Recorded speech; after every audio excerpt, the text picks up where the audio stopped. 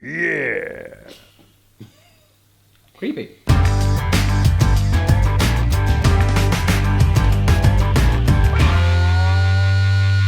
Hello you beautiful people, I thought I'd show you how to make your own food fantasy landscape. So this is Cyber Poppy, she's going to help us to explain this. So what I've got here is just something that looks absolutely stunning, but I want it to be even more interesting. So to start off with, I'm going to put some dry ice into some little beakers of coloured water. And that dry ice is sublimating, so it's changing from a solid straight into a gas. Which just looks quite cool. Now, let's explain what's going on here. So we have a river of chocolate. Now, Poppy has the chocolate substance. Now, annoyingly, if you want to make a river of chocolate, you can't just use molten chocolate. So what you've got there, Poppy, is a combination of half vegetable oil and half melted chocolate. Not so nice, see, I wouldn't eat it. Okay, pour it on, Pops. See how it goes. So the reason you have to put lots of vegetable oil in is because that's quite a lot. is to keep it nice and liquid. So move it around a little bit, so it's a little bit up here, Pops, as well.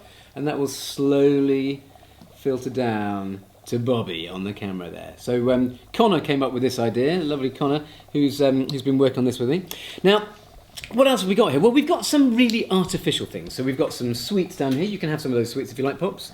Those are kind of chocolate buttony things. We've got some cola bottles over there. We've got lots of jelly baby type things. And they're all quite, they're made with really interesting chemicals and they're relatively artificial. What I find most amazing is the natural stuff that's on here. So all of these natural foods can be quite sort of science fiction-y.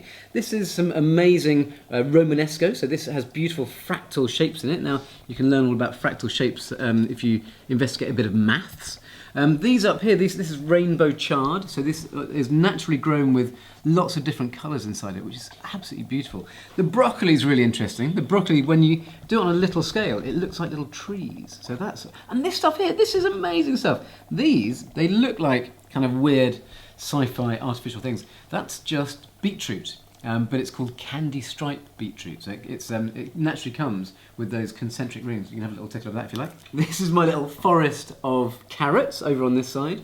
And what we've done is we've made a big piece of wood that's the right size for our landscape, and then I've put bits of kind of insulating foam here so we can stick all these things in. So if you pull one of these things out, there's a little cocktail stick underneath it. Oh, the other thing that's really cool, I nearly forgot, are these. These are my little radish mice, and they're really sweet. So that's just a radish chopped off underneath. You can see it chopped off underneath.